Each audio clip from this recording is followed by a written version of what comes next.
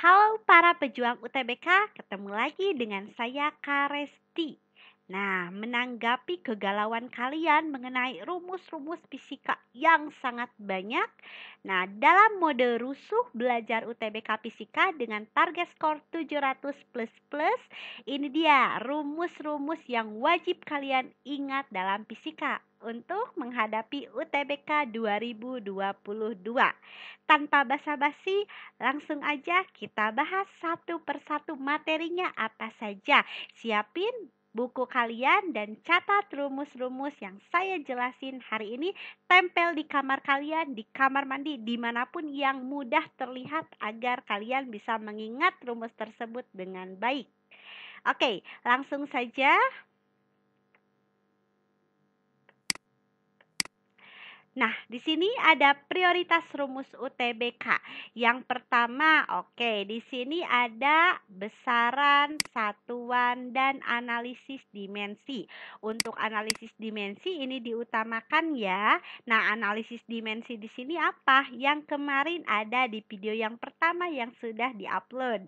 Oke, ada beberapa dimensi yang harus kita hafalkan, terutama untuk dimensi besaran turunan. Yang kedua ada kinematika gerak, gerak lurus, parabola, dan gerak vertikal. Itu yang sering muncul untuk ketiga gerak ini.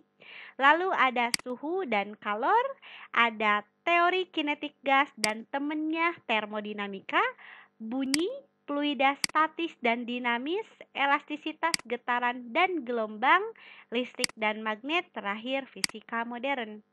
Kak, kakak ini prioritaskan berdasarkan apa sih? Nah, di sini saya memprioritaskan materi-materi berdasarkan soal-soal yang muncul di tahun-tahun sebelumnya, frekuensi soal yang muncul ya, terus berdasarkan lama waktu pengerjaan soal. Nah, di sini yang saya tulis itu yang memungkinkan kita kerjakan dalam waktu kurang dari 1 menit. Artinya ada cara-cara cepat dalam pengerjaannya, seperti itu. Kenapa di sini tidak ada dinamika rotasi, tidak ada dinamika Newton? Sengaja tidak saya masukkan karena pengerjaan soal itu sangat lama. Seperti itu. Jadi itu bukan termasuk soal prioritas. Oke, kita mulai dari kinematika. Ini sempat disinggung di video sebelumnya ya. Untuk kinematika, di sini ada yang pertama kinematika gerak lurus, kinematika gerak parabola, lalu ada kinematika gerak vertikal. Itu yang selalu muncul di UTBK. Oke, nah di sini soal rumusnya sebenarnya untuk kinematika dari sekian banyak itu hanya ada 3 rumus dasarnya. Apa sih? Yang satu atau yang pertama di sini rumusnya S itu menandakan jarak sama dengan V0 dikali T plus minus setengah dari AT kuadrat. Lalu persamaan keduanya VT sama dengan P0 plus minus AT. Yang ketiga ada V0 kuadrat sama dengan Pt kuadrat sama dengan P0 kuadrat plus minus 2 kali A kali S. Oke, apa sih Kak? Ini lupa lagi karena dipelajari di kelas 10. Apa sih S, apa itu V, dan apa itu T? Oke, saya tuliskan ya adik-adik di sini. Untuk S itu berarti jarak. Nah, jaraknya di sini dalam meter. Terus P0 itu kecepatan. Oke, P0 itu kecepatan awal. Satuannya harus dalam meter per sekon. Kalau diketahui dalam kilometer per jam, kalian wajib ubah dulu ke dalam meter per sekon. VT di sini adalah kecepatan akhir atau kecepatan pada saat waktu tertentu. Ini satuannya sama meter per sekon. T di sini waktu, T-nya kita nyatakan dalam sekon, lalu A-nya adalah percepatan. Kalau kalian perhatikan, nah di sini nih saya tulis di sini rumusnya plus minus. Plus untuk GLBB dipercepat. Lalu negatifnya di sini untuk GLBB lambat. Nah, rumus ini berlaku untuk 3 jenis gerak, yaitu gerak lurus, gerak parabola, dan gerak vertikal. Bedanya apa? Bedanya hanya di A-nya saja. Kalau di GLBB, A-nya itu harus kita cari dulu, karena ini pokoknya. Tapi kalau misal di gerak parabola dan vertikal, A-nya itu sama dengan gravitasi. Ini untuk parabola dan gerak vertikal seperti itu. Aduh, orang Sunda vertikalnya pakai V ya. Oke, di sini gerak vertikal. Itu. Jadi ada 3 persamaan. Silahkan adik-adik hafalkan persamaan ini. Next, materi yang kedua yang sering muncul itu ada suhu dan kalor. Oke, untuk materi suhu dan kalor, suhu tentu saja yang selalu muncul itu konversinya, bukan dari Reaumur ke Celcius atau Fahrenheit dari Celcius, karena itu terlalu mudah. Biasanya kita mencari konversi suhu dari termometer X atau termometer yang belum diketahui. Contoh saja di sini saya punya termometer derajat Celcius, lalu di sini saya punya termometer derajat X.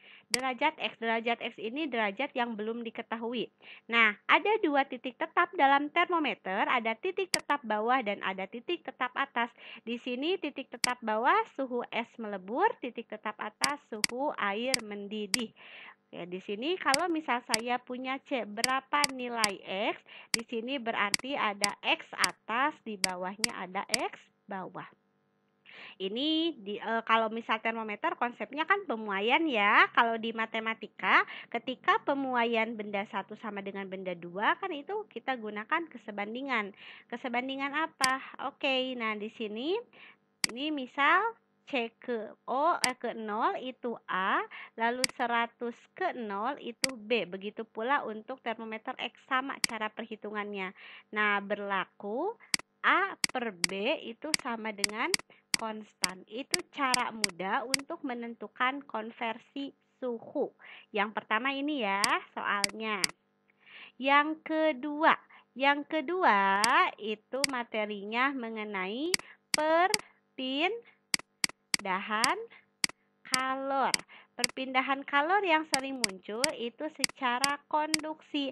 Persamaannya Q per T sama dengan K kali A delta T dibagi L. Dengan K itu konduktivitas, A-nya luas, delta T perubahan waktu, dan L-nya itu ketebalan logamnya. Contohnya kayak gimana Bu? Nah kayak gimana Kak? Kayak gini nih. Misal saya punya 2 buah logam, logam A, logam B. Nah di sini logam A ujungnya suhunya TA, suhu kesetimbangan T, logam B suhu ujungnya TB. Nah, gimana cara menyelesaikan materi yang ini? Nilai Ka delta T per L itu kalau dalam sambungan logam selalu konstan seperti itu. Jadi nanti bisa dikerjakan menggunakan rumus yang di atas gitu. Terakhir, untuk suhu dan kalor yang sering muncul itu materinya mengenai asas Black. Oke, asas Black itu hanya berbicara mengenai kalor yang dilepas dan kalor yang diterima.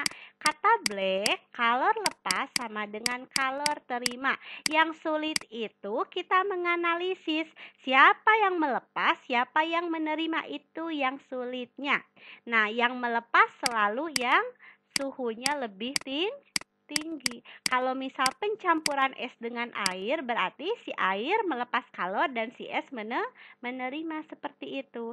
Nah, untuk rumus kalornya, kalor perubahan suhu MC delta T. Berarti ini yang berubahnya suhunya. Sedangkan rumus kedua itu ada kalor perubahan wujud, M dikali L, M-nya massa, L-nya kalor latennya. Ini untuk persamaan kalor perubahan wujud. Itu untuk asas Black dan materi secara keseluruhan mengenai suhu dan kalor. Ada 3 persamaan yang sering muncul. Kita lanjut. Oke, kita lanjut ke teori kinetik gas dan temennya termodinamika.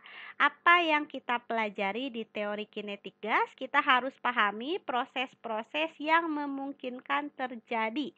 Yang pertama, ada proses yang namanya isobarik. Oke, isobarik berarti P-nya bernilai tetap. Terus yang kedua ada proses isohorik. Kalau isohorik berarti nilai volumenya yang bernilai tetap. Lalu yang ketiga ada yang namanya isotermal. Isotermal berarti yang bernilai tetapnya itu suhu termal, termometer seperti itu. Untuk ketiga proses ini berlaku yang namanya hukum Charles Guy-Lussac ya. Nah, gimana? P kali V dibagi T itu sama dengan konstan. Ini persamaan yang sering digunakan. Lalu yang keempat ada proses yang namanya proses adiabatik. Untuk proses adiabatik ini proses khusus ya, di mana tidak ada kalor yang keluar atau masuk sistem atau Q-nya sama dengan 0 seperti itu. Pada proses adiabatik berlaku hukum Poisson. Jadi di sini atau persamaan Poisson hanya agak jarang muncul kalau di UTBK untuk Poisson. Yang seringnya itu kita gunakan Charles Guy-Lussac untuk ketiga proses ini seperti itu. Lalu di termodinamika, apa sih yang selalu muncul atau rumus yang selalu digunakan dalam termodinamika? Yang pertama itu persamaan atau hukum satu termodinamika. Oke, hukum satu termodinamika bunyinya perubahan energi dalam sistem bergantung pada atau sama dengan kalor yang diterima sistem dikurangi usaha yang dilakukan sistem. Hati-hati untuk Q dengan W, perhatikan tandanya. Ketika Q bernilai negatif artinya dia melepaskan kalor. Kalau positif berarti dia menyerap atau menerima. Sedangkan W di sini usaha untuk tiap proses persamaannya berbeda-beda ya. Untuk yang harus kalian ketahui atau untuk hafalannya, coba kalian hafalkan usaha isobarik dan isotermal itu yang sering muncul. Ketika tanda W-nya negatif berarti dia menerima usaha. Kalau misal tanda W-nya positif berarti dia melakukan usaha. Jadi nanti tanda-tandanya diperhatikan. Terus persamaan kedua itu mengenai efisiensi. Efisiensi sebuah mesin bisa kita nyatakan dengan banyaknya kalor dan usaha yang dilakukan mesin atau W dibagi Q1, di mana Q1 itu kalor yang diterima sistem. Atau kalau kita nyatakan dengan suhu, 1 dikurangi T rendah dibagi T tinggi, di mana T1 lebih besar dari T2. Ini persamaan kedua dalam termodinamika yang sering muncul. Gitu. Oke, kita lanjut ya. Ini baru teori kinetik gas dan termodinamika. Kita lanjut ke materi selanjutnya, ada bunyi. Oke, untuk pematerian bunyi, persamaan yang sering muncul yang pertama itu intensitas bunyi dan taraf intensitas. Ini yang sering muncul. Nah, bagaimana persamaan untuk intensitas bunyi? I sama dengan P per A, di mana I-nya intensitas, terus P-nya di sini ada P, satuannya watt per meter persegi, terus P-nya daya, power, satuannya itu watt, A-nya itu luas. Di sini kita gunakan luas permukaan bola 4 pi r kuadrat. Ini didasarkan pada sifat bunyi, yaitu merambat ke segala arah. Kalau titik-titik dengan jarak sama kita hubungkan, itu akan membentuk sebuah bola. Oke, ini untuk persamaan intensitas. Temennya atau saudaranya ada yang disebut taraf intensitas. TI persamaannya 10 log I dibagi I0, di mana nilai I0 itu bersifat tetap, nilainya 10 min 12. Ini disebut intensitas ambang. Nah, untuk taraf intensitas nanti kalian perhatikan apa variabel yang diubah. Ada 2 variabel. Yang pertama jumlah sumber bunyi, atau saya sebut di sini yang berubahnya sumber bunyi. Saya misalin atau simbolkan di sini N. Nah, kalau misal diketahui TI1 ditanyakan jumlah taraf intensitas untuk jumlah bunyi sekian, berarti kalian bisa langsung gunakan persamaan TI1 ditambah 10 log N2 per N1. N-nya jumlah sumber bunyinya untuk kondisi kedua dan kondisi mula-mula. TI1 ini taraf intensitas yang dihasilkan sumber bunyi ketika jumlah sumber bunyinya sebanyak N1, seperti itu. Yang kedua, kalau yang diubahnya itu jarak atau simbolnya R. Gimana TI2-nya? Taraf intensitas kedua sama dengan TI1 kalau jarak dikurangi ya. Dikurangi 20 log R2 dibagi R1. Itu persamaannya. Yang kedua, nah di bunyi itu yang selalu muncul materinya efek Doppler. Oke, untuk efek Doppler itu perubahan frekuensi yang didengar dengan frekuensi sumber yang dihasilkan karena ada gerak relatif, baik itu gerak dari sumbernya ataupun gerak dari pendengarnya. Oke, cirinya di sini ada frekuensi sama ada kecepatan. Berapa persamaannya atau bagaimana persamaan efek Doppler? EP frekuensi yang didengar sama dengan Pi plus minus Pi P dibagi Pi min plus Ps dikali Fs, di mana EP, Fs, P itu indeks P di sini untuk pendengar, itu indeks P ya, itu untuk pendengar, sedangkan S-nya indeks S di sini untuk sumber, F-nya berarti frekuensi. Nah, kalau frekuensi satuannya dalam hertz gitu. Terus ada pi. Pi itu cepat rambat bunyi. Ada pi p, ada ps. Berarti pi p ps-nya kecepatan pendengar, dia akan bernilai positif kalau mendekati. Sebaliknya, untuk PS dia akan bernilai positif ketika sumbernya menjauhi. Ini yang harus kita ingat ya. Untuk efek Doppler hati-hati di arah dari kecepatan sumber dan kecepatan pendengarnya. Oke, ini persamaan yang akan kita gunakan dalam materi bunyi. Next. Materinya ada fluida statis dan fluida dinamis. Untuk statis yang keluarnya seringkali hanya satu materi, yaitu mengenai Archimedes. Archimedes hubungannya di sini dengan konsep gaya apung. Nah, persamaan gaya apung, persamaan umumnya itu sama dengan berat beban di udara dikurangi berat beban di air. Gaya apung sendiri bisa kita uraikan dengan persamaan F apungnya bisa kita nyatakan dengan persamaan rho fluida, massa jenis fluida, dikali gravitasi, dikali volume benda yang tercelup dalam fluidanya. Nah, untuk kasus seperti ini ada beberapa kasus di mana kita membandingkan rho fluida dengan rho benda. Berarti kita bisa gunakan persamaan rho fluida dikali volume benda dalam fluida sama dengan rho benda dikali volume benda total.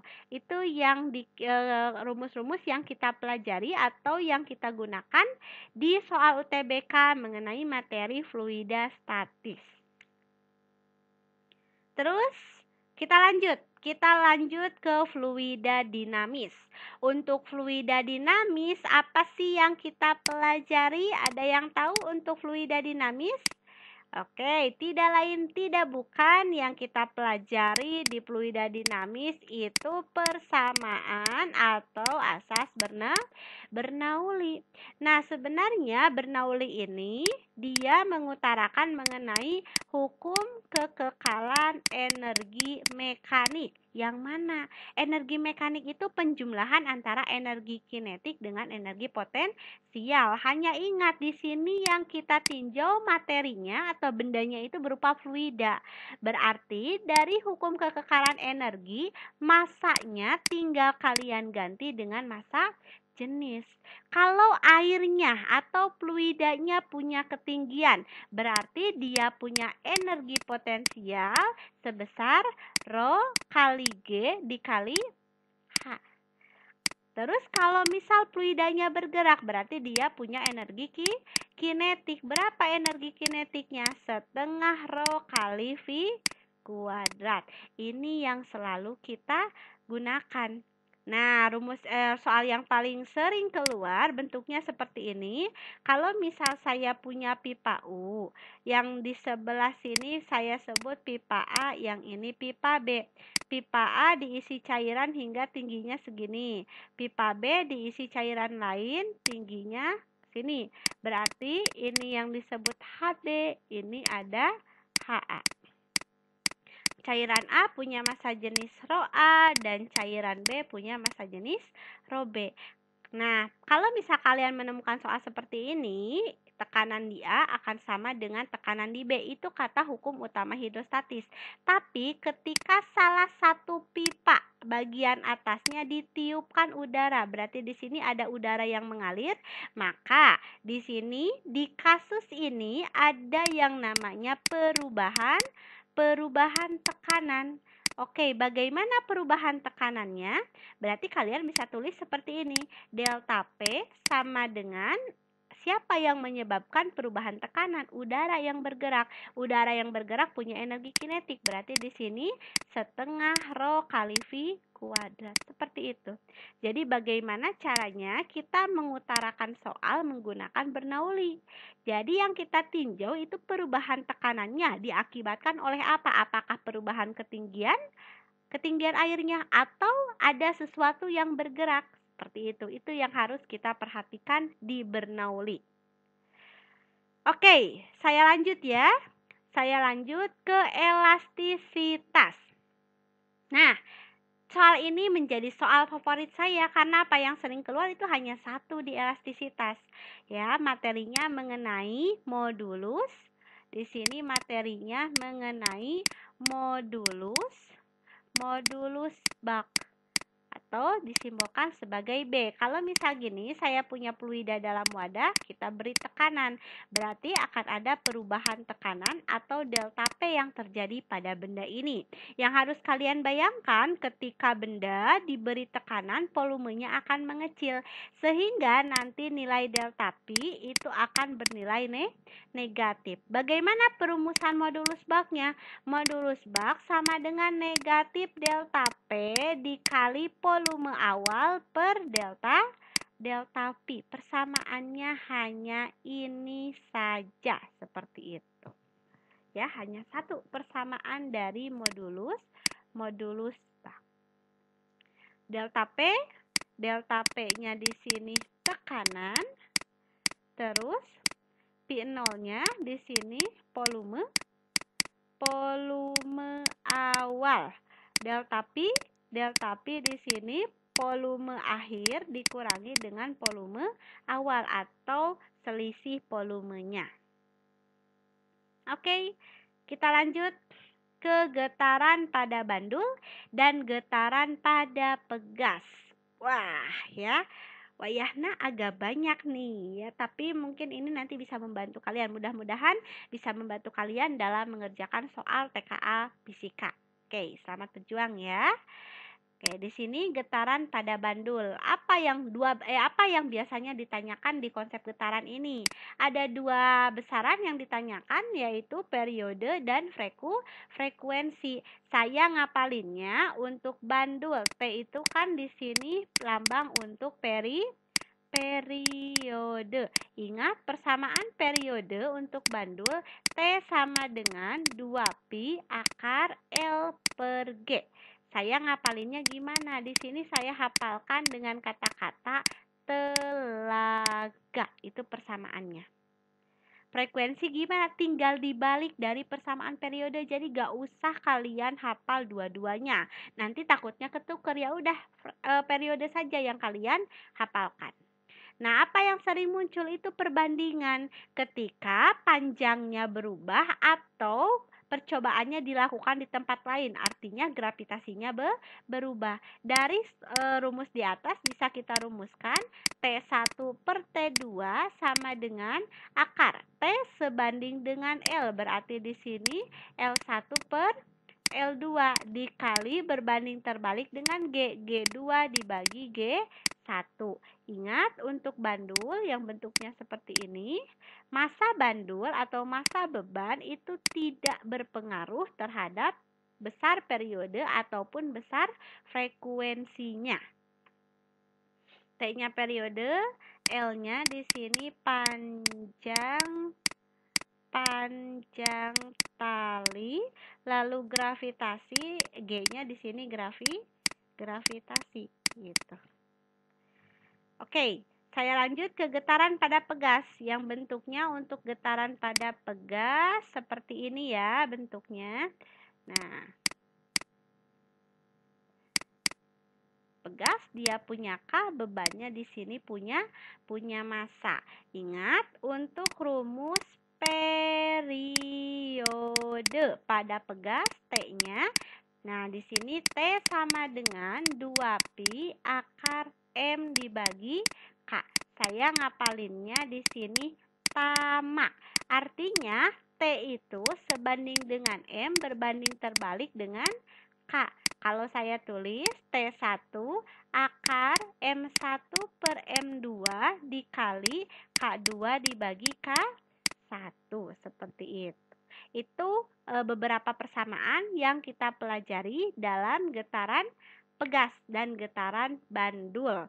Nah, di sini untuk getaran pegas, si gravitasi itu tidak berpengaruh. Jadi, perhatikan faktor apa saja yang berpengaruh terhadap sistemnya. Oke, seperti itu. Sampai di sini dulu untuk video kali ini. Nah, ada beberapa persamaan yang belum saya sampaikan terkait listrik magnet dan fisika modern. Akan saya bahas di video selanjutnya. Jadi, tunggu aja ya. Nanti saya upload untuk video selanjutnya. Oke, selamat belajar. Silahkan dicatat rumus-rumus yang saya berikan pada malam ini. Hafalkan. Gak usah dihafal seperti menghafal surat dalam Al-Quran atau menghafal puisi, gak usah ya. Nah, di sini cukup kalian tempelkan, nanti terlihat setiap hari. Kalau terlihat setiap hari, nanti kalian hafal sendiri itu persamaannya. Karena apa? Fisika itu wayahna kita harus bisa atau harus hafal rumus. Oke, sekian dari saya. Terima kasih. Wassalamualaikum warahmatullahi wabarakatuh.